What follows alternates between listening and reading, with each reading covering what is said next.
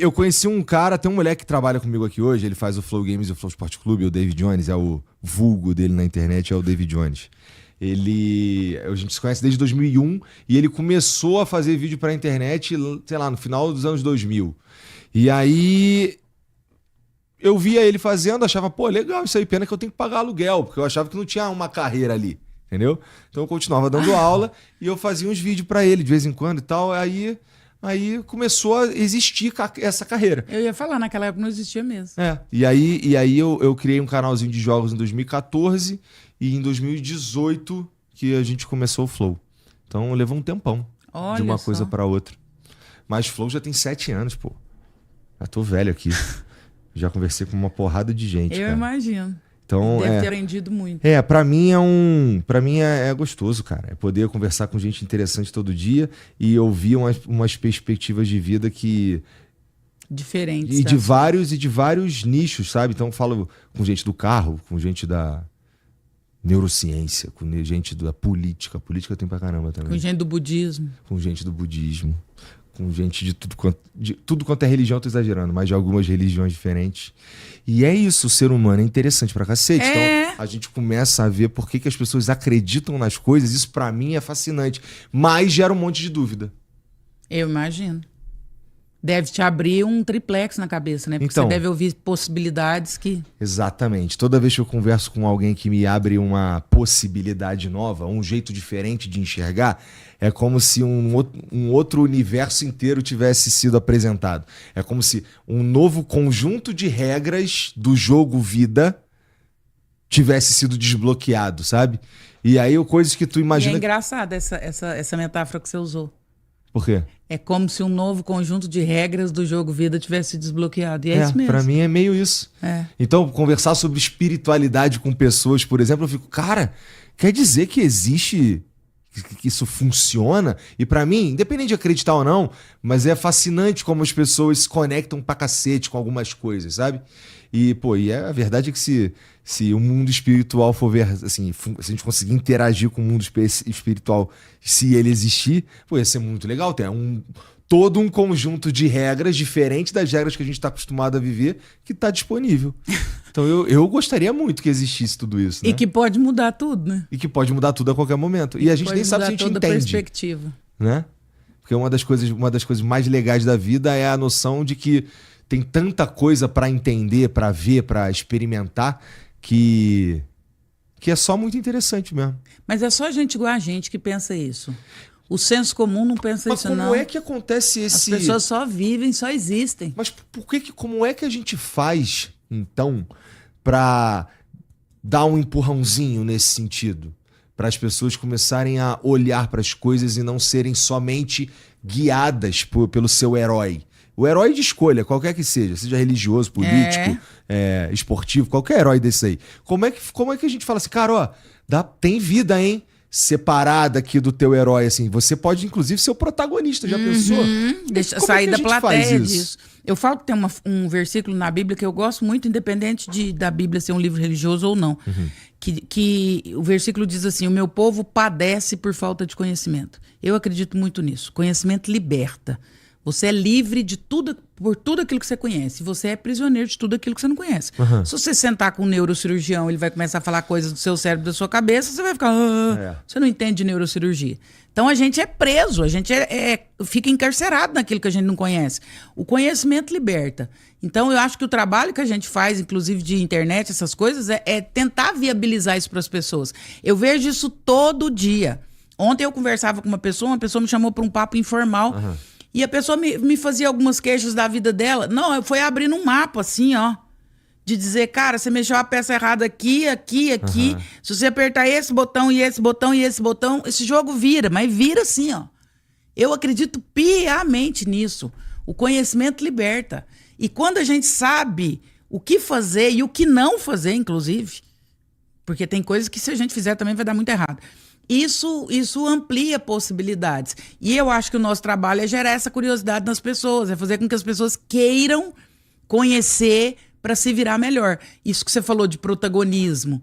Tem gente que vive ali, ó, porque por alguma coisa, pelo herói, que seja uma coisa, uma pessoa, uma instituição, uma religião. Tem gente que vive uma vida que o outro interpretou para ele. O cara foi lá, leu o negócio, interpretou para ele, e aí ele segue aquilo sem pensar, sem fazer reflexão, sem... Nossa, isso para mim é uma das coisas que mais me deixa... Eu fico doida pra ir lá e quase que bater, abrir a cabeça da pessoa e falar: tem outra história aí, você tá viajando demais, tá indo num lugar que...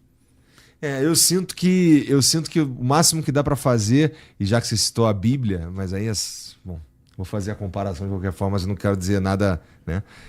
Que nem Jesus disse que estou à porta e bato, e você abre se você quiser, né?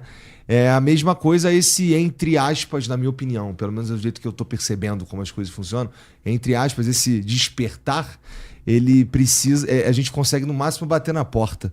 Eu desisti de acreditar que eu consigo enfiar coisa na cabeça dos outros.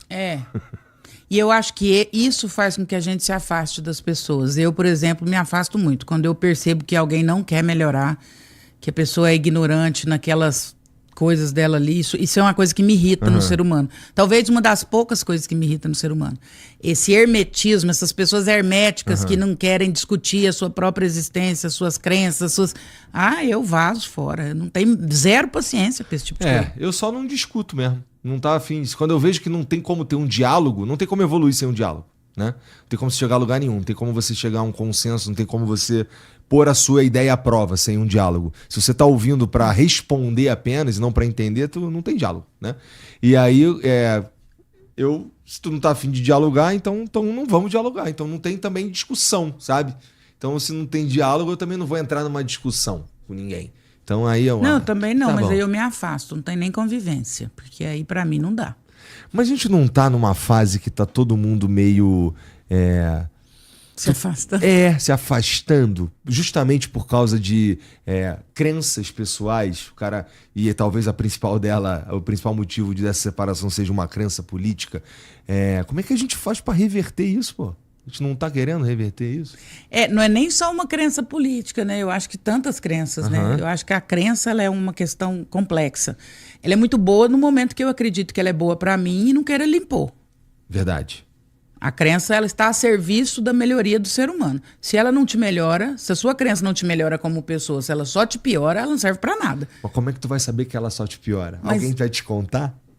Deveria, né? Tem que acreditar nos outros primeiro. Tem que se abrir pra ouvir. E por isso que separa, porque cada um vai se juntando aí no seu cluster.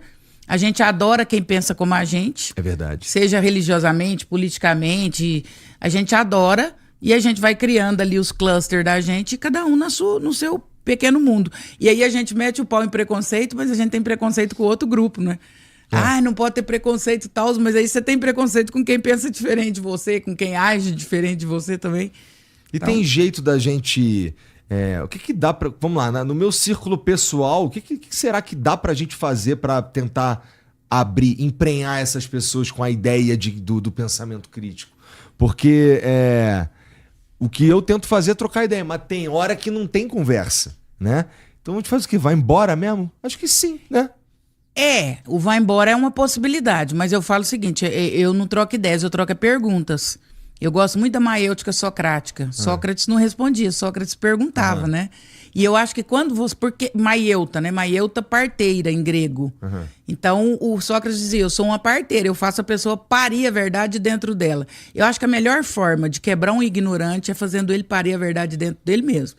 Exemplo nítido disso ontem foi minha irmã. Eu falei uma situação, aí ela falou assim, ué, mas eu não sabia disso. Aí eu falei assim, e tem tanta coisa que você não sabe, né? Fiz essa pergunta. Aí ela parou, pensou, falou assim, eu não preciso saber de tudo, né? Falei, é sobre isso? Quando você faz boas perguntas, você racha a pessoa no meio. Então, eu acho que a grande qualidade é ser bom perguntador. Eu acho que uma pessoa inteligente, ela faz excelentes perguntas. Duvide de quem te dá respostas prontas. Agradeça quem te faz boas perguntas. Quem te faz pensar. Porque aí a pessoa faz você parir a verdade de dentro de você. E isso vale para todos e qualquer instância. Uma vez eu fui no Rio Grande do Sul dar um treinamento sobre neuroliderança para um grupo de engenheiros agrônomos. E aí depois me levaram lá no campo para conhecer soja. E tinha um senhorzinho lá super humilde. E aí eu perguntando para ele os negócios de soja, e ele pacientemente ele foi me respondendo. Depois ele cansou, né? Eu perguntei, e esse pendão aqui? Ele falou, não, mas diz que a senhora é doutora, mas a senhora é burra demais, não sabe quase nada, tudo só me pergunta. Aí eu falei para ele, pois... Aí eu falei para ele, o que é doutorado? Ele falou assim, é mesmo, né? Ninguém parou para me explicar o que é doutorado. Falei, doutorado não é o título que a academia te dá. Doutorado é a nossa capacidade de entender profundamente a respeito das coisas. Aí ele disse, ué, então eu sou doutor em soja. Eu falei, o senhor é doutor em soja.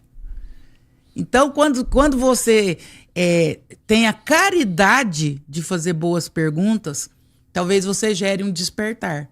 Então, por exemplo, você pega uma pessoa com uma crença religiosa muito enrijecida. Se você faz boas perguntas, você acha mesmo que alguém precisa pensar por você?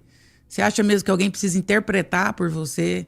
Que alguém tem que criar códigos morais para você? E até com criança e adolescente isso vale muito. Boas perguntas. Quando meu filho era pequeno, ele tinha uns 8 anos, ele queria um videogame. Uhum. Eu quero um videogame, eu quero um videogame. Meus colegas tudo têm videogame. Ele tem quantos anos hoje? 24. Tá. Eu fui mãe jovem. Eu quero um videogame. Falei, perfeito. Você vai ganhar um videogame. Você só precisa me justificar qual horário você vai jogar videogame. Uai, mãe, eu estudo à tarde, acho que eu vou jogar de manhã. Falei, de manhã você tem que fazer dever.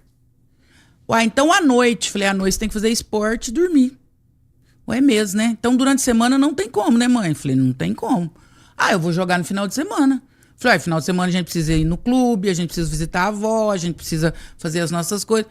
Mãe, eu não tenho tempo pra jogar videogame, né? Falei, não tem tempo pra jogar videogame. Então eu não preciso de um videogame, né, mãe? Falei, você não precisa de um videogame. Mas isso é tu guiando ele pra tudo que tu não queria dar um videogame. Mas é esse que é o ser maieuta. É fazer o outro parir as próprias verdades. Porque quando ele parir as verdades dele, elas são inquestionáveis, ele que pariu, hein? Uhum. Essa é a questão. Notícia urgente. Você ainda não deixou um like, comentou e se inscreveu. Isso é uma vergonha.